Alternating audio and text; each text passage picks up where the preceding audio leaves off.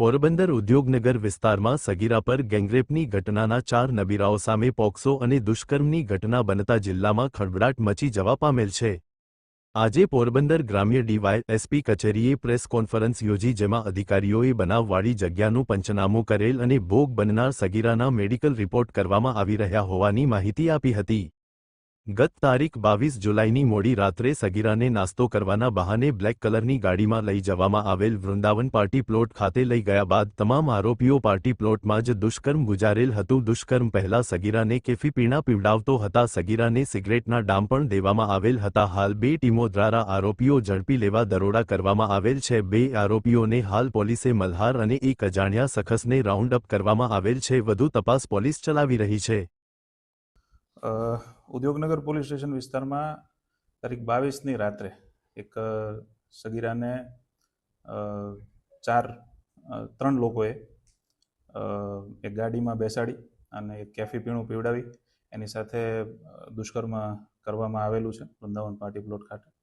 અને ચોથો એક આરોપી જે છે કે જેમણે બીજી એક ગાડીની સુવિધા કરી આપી હતી। એમ કરીને ટોટલ 4 આરોપીઓ છે અને 22 તારીખ રાતની આ ઘટના છે।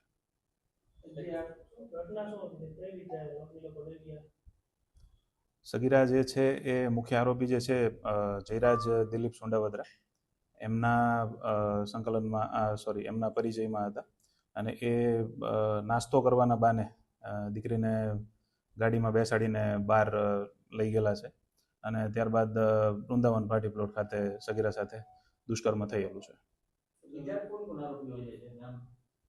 બીજા આરોપીઓ છે એક મલ્હાર, રાજ અને એ સિવાય એક ચોથા આરોપી જેનું નામ હજી સુધી તપાસમાં બહાર આવ્યું નથી। ફરિયાદમાં જે ઉલ્લેખ છે એ પ્રમાણે સગીરાને ઘરેથી ક્યાં લઈ ગયા હતા, પાર્ટી પ્લોટ પછી ક્યાં લઈ ગયા, આખો ઘટનાક્રમ કેટલા ઘરેથી સગીરાને આશરે 12:30ના સમયે લઈ જવામાં આવ્યા છે વૃંદાવન પાર્ટી પ્લોટ, ત્યાંથી પરત ચોપાટી અને ત્યાંથી પરત એમના ઘરે રાતના 12:30 થી 4:30 સુધીનો સવારના 4:30 સુધીનો ઓલમોસ્ટ આ બનાવ છે।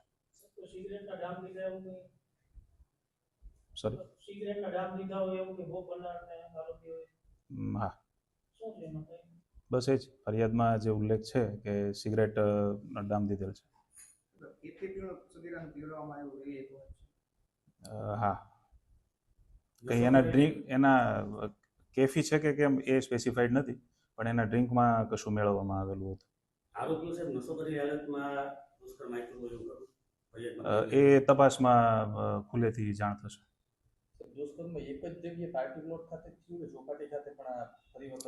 નહીં, હાલ ફરિયાદની વિગતે માત્ર પાર્ટી પ્લોટ ખાતે થયેલું હોવાનું અમારી જાણમાં છે।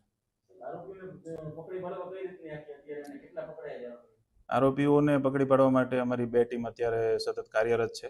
એમને હ્યુમન અને ટેકનિકલ બંને સોર્સિસથી શોધવા માટેનો પ્રયત્ન થઈ રહ્યો છે। 2 આરોપીઓને રાઉન્ડ અપ કર્યા છે, જેને આજે અટક કરવામાં આવશે।